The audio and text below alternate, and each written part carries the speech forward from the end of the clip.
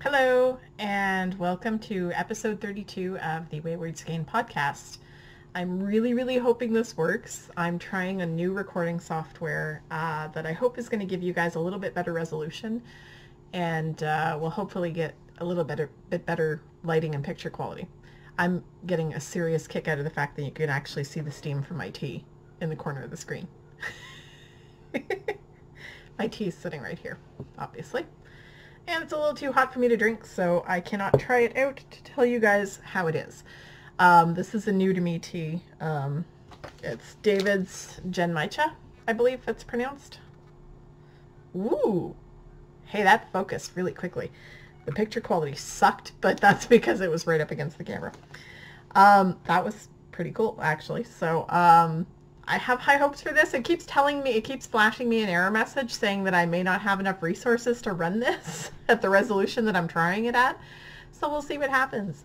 There may be a second part to this podcast recorded at a slightly lower resolution. We'll see what happens. So anyway, it is Sunday, February 3rd. Sorry, I'm pausing because I'm seeing this flashing in my head.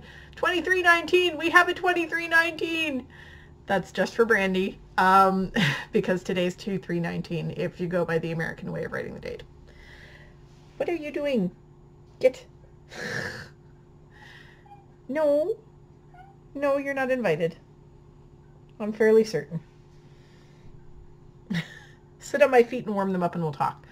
So I do have a little bit of knitting progress this week. I met my goal on the sock. My goal was to finish the heel flap and to do the heel turn, and that's basically all I've done. I've done my first decrease row on the gusset, but, oh, and this is showing up so nice. Yay! New technology.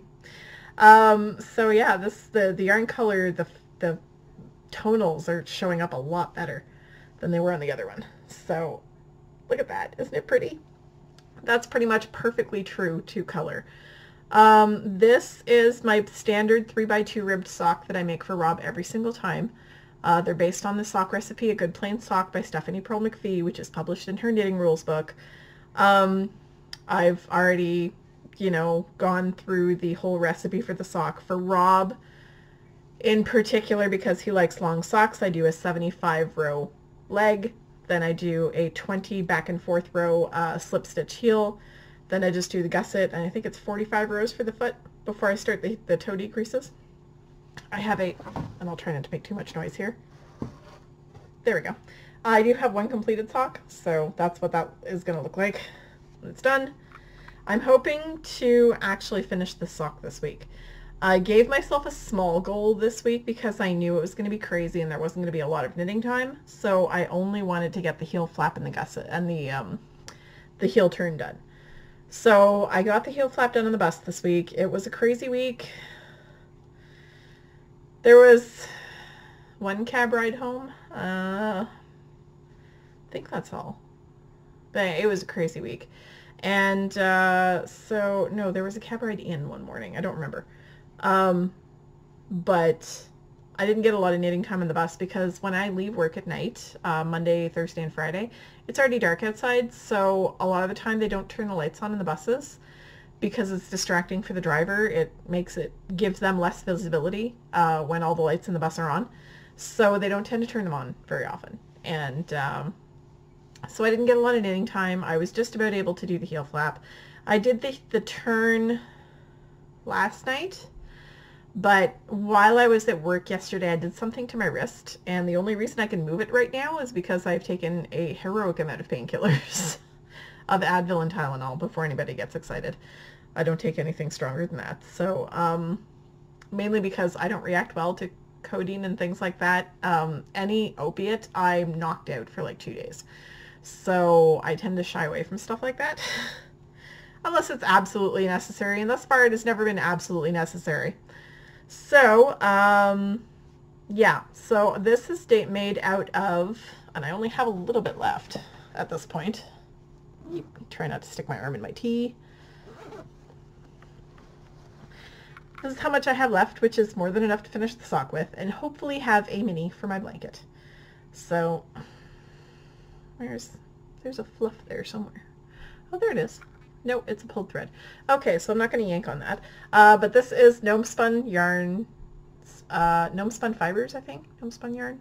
Anyway, it's their puka base, and it is the Brave colorway. And this is living in my happy little whoopie pie bag. It was sent to me several years ago by, I can't remember exactly whom, and I feel really bad not remembering who, because it's a gorgeous bag, and it's one of my favorites. Because who doesn't love whoopie pies? Nope, not quite cool enough to drink yet. Ouch. Still too hot to touch. And these are done on a 2.5 millimeter, which is US 1.5, and I'm currently using my carbons that I love. Oh, that's a that's a high sharp. Apparently I'm using mostly carbons. I don't know. The only other knitting that I have to talk about was another goal that I had, and I met it. Go me. I wanted to get this back into rotation, and I did. So, wow, the stripes are really showing up nicely on there. They're hard to see close up when you're working on it, but they're really showing up nicely on camera. So that's the right side. And this is my color affection. Sorry, this is the edge. So the main color is this teal, and then there was an orange stripe added in, and now I'm working on the third section, so I've got my brown stripe added in as well. My needles are not long enough to show you like properly. So this is the section I'm working on now. I got 2 sets of stripes done, which was, I think, 24 rows back and forth. 12 back and forth, but 24 rows that I got to knit. So I'm currently working on the third section. This color is Night Owl Fibers. Sorry, it's the Color Affection by Vera Valimaki. I'll give you a little peek at the pattern here. So this is the pattern. Ooh, that way. And it is a gorgeous 3-color shawl. I'm about up to here, so I still have quite a ways to go this way on the third section. Hopefully I have enough yarn. I don't doubt it. So this is Night Owl Fibers in the Rusted Hook colorway, which is the main color. The secondary color is this gorgeous thing, which is their pumpkin spice latte, because it's just Rachel. And the last color is this beautiful brown. It's called Leather Boots. And this is the one I actually fell in love with first. It's just a gorgeous mix of dark, rich browns. I was already going to buy the pumpkin spice latte because she came out with it just before Stitches Midwest 2017. And it was killing me that I wasn't going to be able to buy a skein while I was there because I was flat broke. But she saved me a mini. She actually gave me a mini at Stitches Midwest, and it was beautiful, and I loved it. And I have since shared it with my friend Kate in Ireland. She has a little piece of this mini. So after Stitches Midwest, when a little bit of money came in, I knew I was getting this. And then I absolutely fell in love with this. But then I saw this. And you guys probably know, teal is my jam. I love teal to death. So I ended up ordering all 3 with the intention of making myself a color affection. And I didn't get it started till about 5 months ago. And then it sat for a month or 2 while I worked on other things. But now I'm working on that. I really want to try this tea.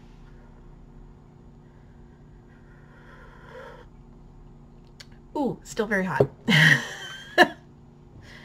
Alright, this is being knit on a 7mm needle, sorry, a 4.5mm needle, which is US 7. I like the right side so much better.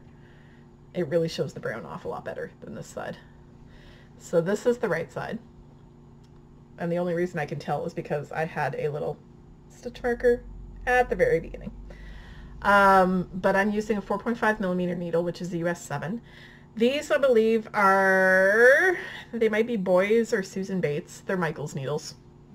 I don't know. It's whatever was on sale. And I'm trying to combat this. So when I'm knitting it, I actually keep all 3 balls fairly closely wound on the desk so that I don't have to deal with tangles. And the one that I'm using is always in the yarn bowl, and the other 2 are on the other side of the desk so they don't get tangled while I'm working. So that's my knitting. My goal for this week, as said, I want to try and finish this sock if I can. Gonna work on that a little bit tonight. My wrist made it hard to knit last night and today, so I didn't get a lot done, but I did manage to get 2 repeats of section 3 done. So each repeat is 6 rows. It's 1 row, 2 rows each of each color, starting with the dark brown. So I started here and knit the 2 color sections, and now I'm on the teal. So my next row is going to be another brown one, and I still have, so you can see here where, sorry, there's fluff there, where I'm meeting up with the current pattern. The current pattern is just a crescent, and then this one is short rows that meet up with the crescent. So I still have all of this, which is about, at this point, half of the shawl, and then they continue, the short rows continue past the edge of the shawl. And this cast on row here, or this working edge, becomes like it adds on to it every row, like it was doing originally with this. So this is where the wide part happens in the shawl. Sorry, I'll show you here. It'll show better on the picture.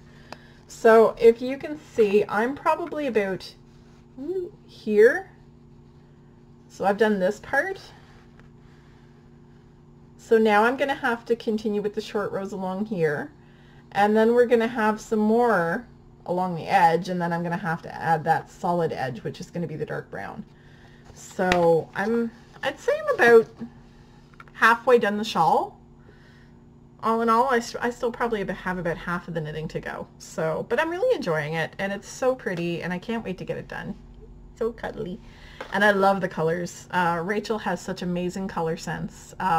And I don't know, I thought I had subscribed to her, but I don't know if I have, because I haven't seen an update in a while. But Rachel has her own podcast now, the Night Owl Fibers podcast, and I think they're like 20 episodes in. She's doing really well, and it's a really fun podcast to watch, but I'm not sure if I've actually hit the subscribe button, so she doesn't appear in my updates. I need to go do that as soon as I'm done recording. So, continuing on, I might as well talk about the tea now since I've had a sip and burn my tongue.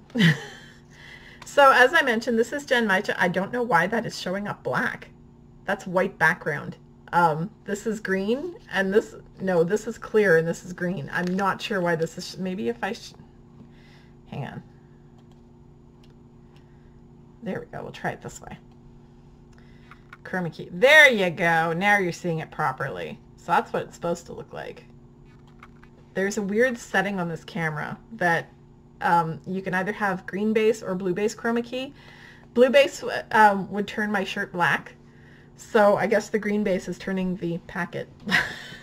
I don't know. It's a new software. I've never seen this before. So anyway, Jen Maicha tea, I hope I'm pronouncing that right, is steamed green tea from Japan and roasted in popped rice. So it has a little bit of a rice taste to it, which is one of my favorite things. Like, this is very close to what you would get in a sushi restaurant if you ordered tea. It's very, very close. What are you doing? What are you doing?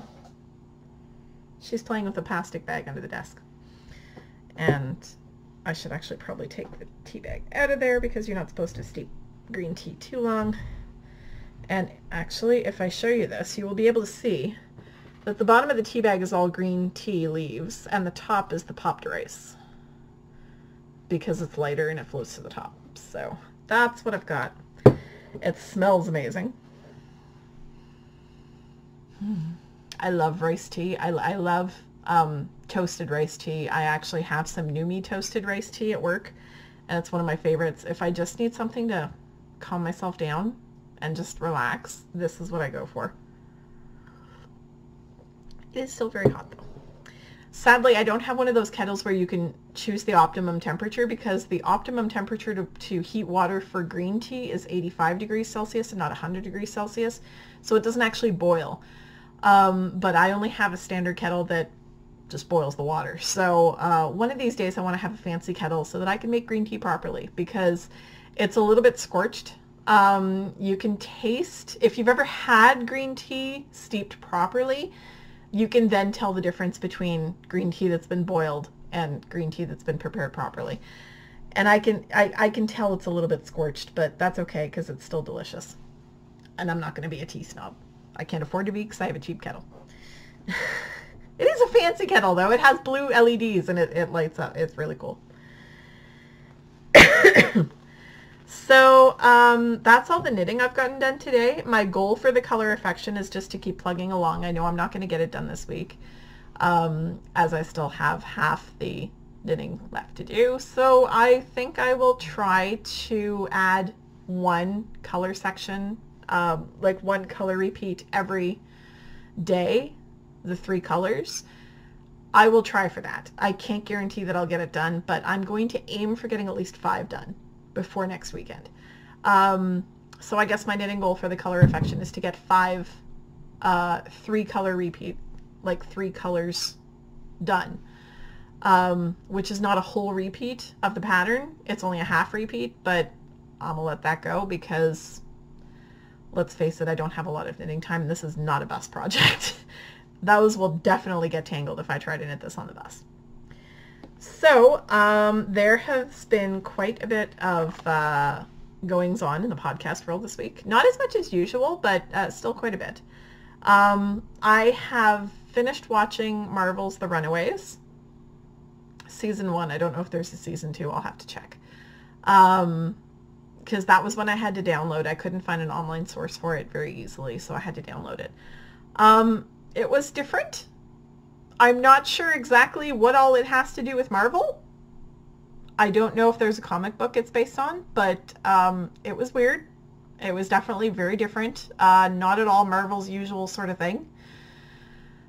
There was a little bit of graphic violence in the last 2 episodes, but like nothing like the other series. And it was weird.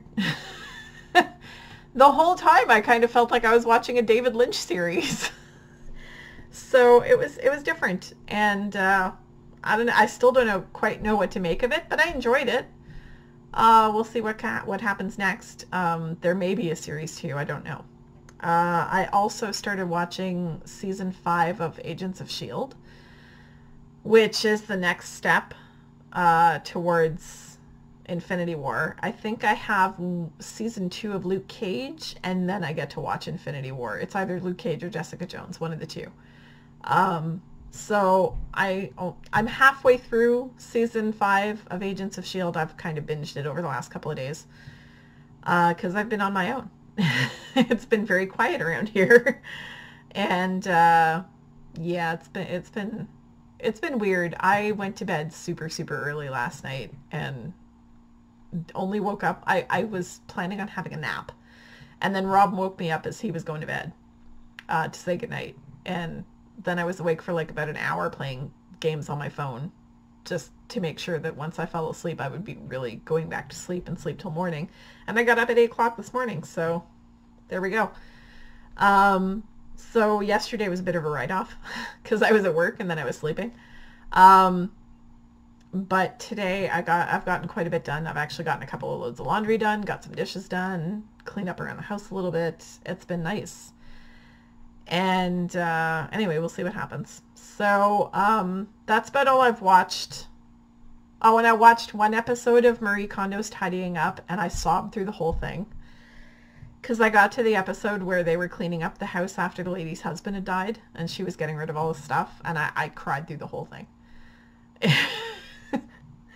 When you consider that I sort of have a bit of a complex where Rob and I are concerned because I'm not exactly young anymore. I'm middle-aged. I'm very well aware that I'm middle-aged. Rob considers himself middle-aged, even though he's just turned 55.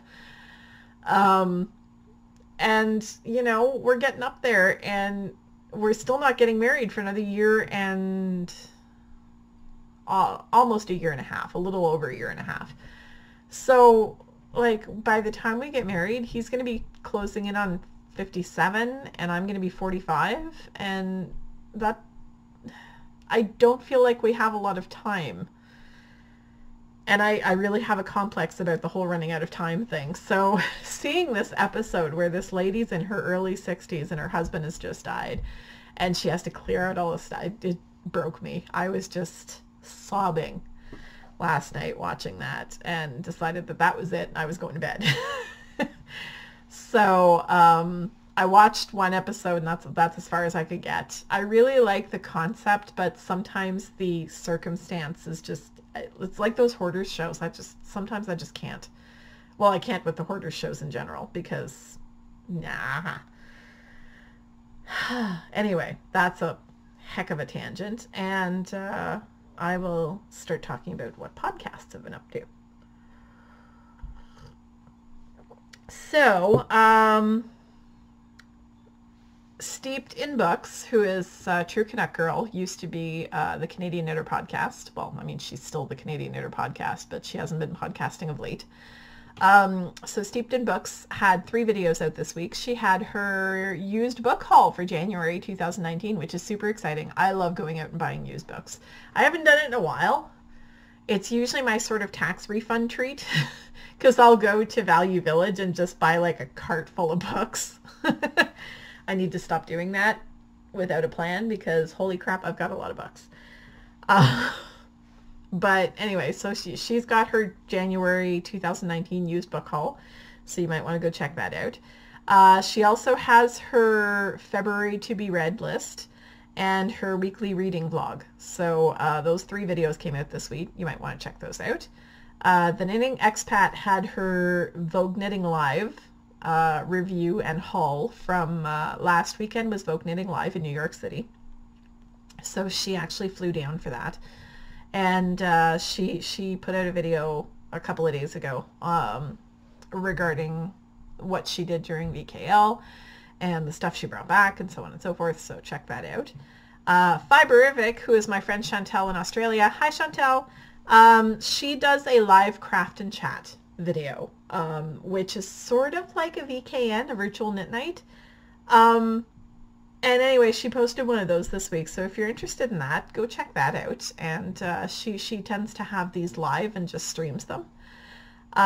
Selma's Knits, who is not my friend Selma from Little Big Knits. Selma's Knits is actually a podcast from France, and she always puts out one English episode, one French episode, discussing the same things, one in English, one in French, obviously. So she put out episode 32 of her podcast this week. And I think she put it out on the 31st, and it's called Nearly Not January. So I thought that was pretty cool. The Knit Girls put out episode 425. Must Love Yarn has episode 120 out. And I get a kick out of this one because it's called Swatching is Knitting. It totally is.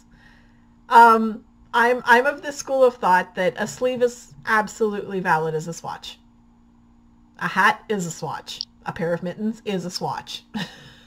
So I'm not a big fan of swatching. I have swatched for my my Heart on Your Sleeve cardigan. Somewhere laying around is a washed and blocked swatch where I did get gauge, and I had to go up like 3 needle sizes to get gauge. But anyway, I will swatch if it's something that needs to be fitted like a garment, but I won't swatch for anything else. But anyway, I got a kick out of that episode, so go check that out. And the Cat Lady podcast put out episode 90 of her podcast. I believe it was on Friday that she put it out. Basically, her kids hadn't had school for most of the week. She lives in Michigan, and they have been under a state of emergency due to the extremely cold weather. And I'm not going to make fun of them for it because, oh my God, it's been cold there. Like colder than we put up with. And while I've never had school called for extreme cold, we used to have to stay inside for recess and stuff. And like I remember going to school and it was minus 30, and the second you take a breath, your nostrils freeze. It's not pleasant. And, you know, if your kids have to wait outside for a bus for like 10, 15 minutes, frostbite is a very real concern. And they were having temperatures all the way down to like minus 50 in the last couple of weeks. So definitely not something you want your kids out in. And I totally, state of emergency, completely valid at that temperature. We don't do that, but we also don't get a week at that temperature. It will happen occasionally in the very middle of the night. I remember one time when I first moved into my first apartment, I was downtown, and there was a convenience store directly downstairs. So for some reason, at 3 o'clock in the morning, I decided that the convenience store was the place to be, and I went outside in a t-shirt. And it was minus 48 outside. And I have no idea what that is in Fahrenheit because the Fahrenheit and the Celsius scale meet at -40. So I'm not sure how that works. I think -50 here is colder than -50 there, but I'm not sure. But even so, -50 is nuts. Nobody should be outside at -50 unless you're from Alaska and you're used to it and you have the equipment. I'm not a fan of super, super cold. I'd much rather have that than super, super hot in the summertime because I can always throw on more layers. But, and I will tell you guys, my mittens that I finished a couple of weeks ago have been absolutely fantastic. We've had about a week of -20-ish weather, and while my fingers will eventually get cold, I'm not getting the painful numbness that I normally get. And like these mittens, even though they're fingering weight, are super warm. So thank you, Kate, for that yarn. The leftovers of which are, sorry, right here. I didn't think fingering weight mittens were going to be all that warm. Totally warm. So that's all I had to talk about for podcasts. I don't have anything to talk to you about for reading because I haven't been doing any. I've been a big old loser where the reading is concerned. I've been sort of concentrating on getting through the week sane. There's been a lot going on in the world. I'm kind of grossed out by it. So I'm trying to behave myself and just keep my head down and live life and get through it. And there was drama with the teenager last week, which is ongoing, so hooray.